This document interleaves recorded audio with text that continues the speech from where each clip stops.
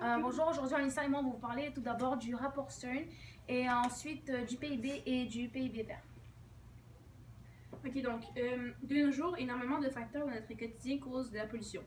Plusieurs questionnements ont passé à travers l'esprit de certaines personnes concernant les solutions qui devraient être mises en place pour changer cette situation, car celle-ci cause énormément de problèmes concernant la climatisation et le réchauffement global sur la Terre.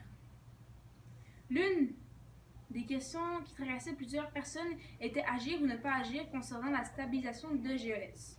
Donc en 2006, le rapport Stern a été mis en place. Ce rapport était en fait un compte-rendu sur l'effet du changement climatique et du réchauffement global sur la Terre. En effet, d'après ce rapport, la création des mesures pour réduire les émissions de GES coûterait moins cher que de ne rien faire.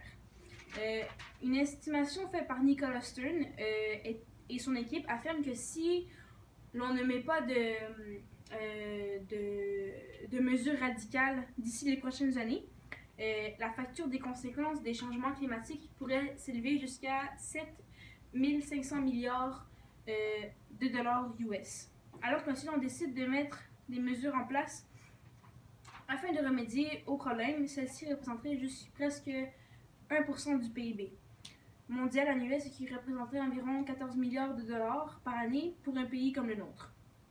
Cette solution s'avérait bien évidemment beaucoup moins coûteux.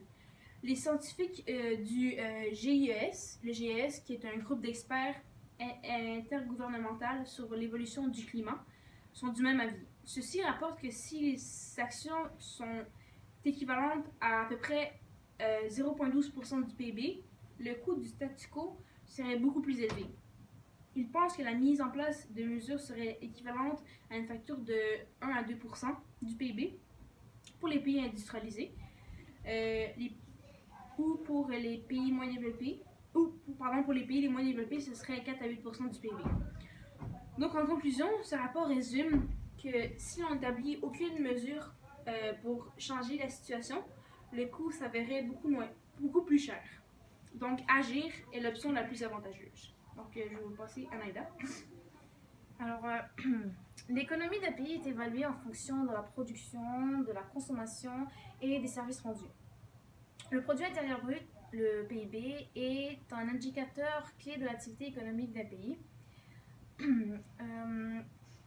Cet indice est élevé quand la production manufacturière et l'accès aux services sont grandissants.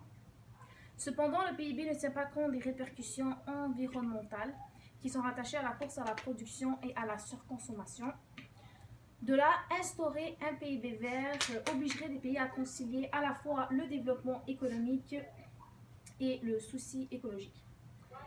Les pays industrialisés ont un PIB élevé. Ils s'enrichissent en produisant plus, en créant plus d'emplois, en prélevant plus d'impôts et de taxes, en facilitant la consommation et en offrant les services essentiels à la population. Viennent ensuite les pays émergents tels que la Chine, le Brésil, l'Inde et la Russie. Leur PIB est affecté par la carence au niveau des services offerts à la population. Finalement, les pays en voie de développement cherchent continuellement à améliorer leur PIB. Cependant, ils font face à des problèmes comme la pauvreté, l'analphabétisme, le surendettement et la difficulté à exploiter leurs ressources adéquatement.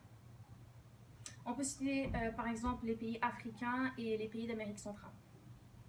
L'équation développement durable et croissance du PIB est difficile à résoudre si des normes internationales ne sont pas établies. À mon avis, il faut créer un organisme mondial qui réglemente la conciliation croissance économique et protection de l'environnement.